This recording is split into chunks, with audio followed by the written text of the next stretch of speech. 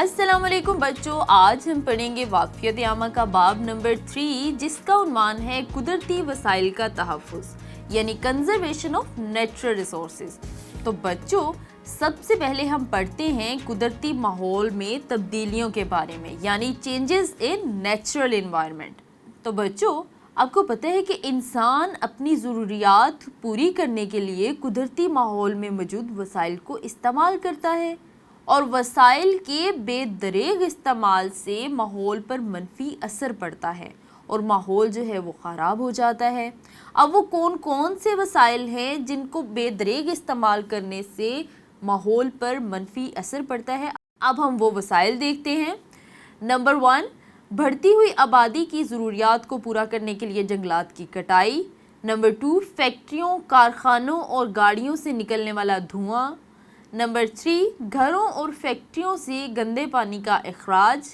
Number 4, घरों, फैक्ट्रियों और हस्पतालों का कूड़ा करकट। नंबर 5, फसलों और बागात में कीमियाई खादों और कीड़े मार अद्वियात का इस्तेमाल। नंबर 6, हवाई जहाज़ों, गाड़ियों और मशीनों से पैदा होने वाला शोरगुल।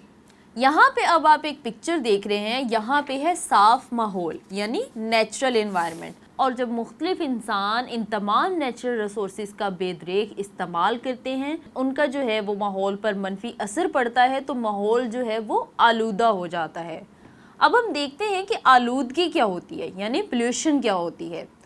बच्चों, इंसानी सरगर्मियों के नतीजे में धुआं, नुकसानदेह गैसें और कीमियाई मादे बड़ी मिकदार में माहौल में शामिल हो रहे होते हैं, जिसकी वजह से माहौल जानदारों के लिए जो है वो नुकसानदेह बनता जा रहा होता है और माहौल में नुकसानदेह मादों का शामिल होना आलूदगी कहलाता है।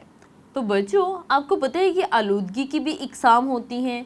सबसे पहली किस्म है ज़मीनी आलूदगी यानी लैंड पोल्यूशन। जब हम अपने घरों का कूड़ा करकट ज़मीन पर फेंक देते हैं बाहर, तो उसको हम ज़मीनी आलूदगी कहते हैं।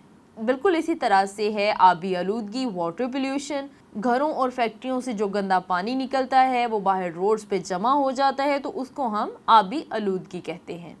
हवा की आलूदगी यानी एयर पोल्यूशन यानी गर्दो गुबार और फैक्ट्रियों और कारखानों से निकलने वाला धुआं जो है वो आलूदगी पैदा करता है। बिल्कुल इसी तरह से है शोर की आलूदगी यानी नॉइज़ पोल्यूशन। इसमें आ जाता है ट्रैफिक का शोर, हवाई जहाज़ों का शोर।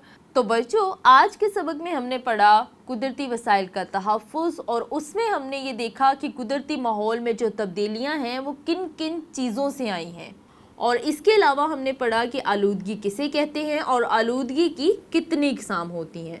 तो बच्चों, मुझे उम्मीद है कि आपको ये लेसन बहुत अच्छे से समझ आ गया होगा। अपना बहुत सा ख्याल रखिएगा, इस लेसन को रिपीट ज़रूर कीजिएगा।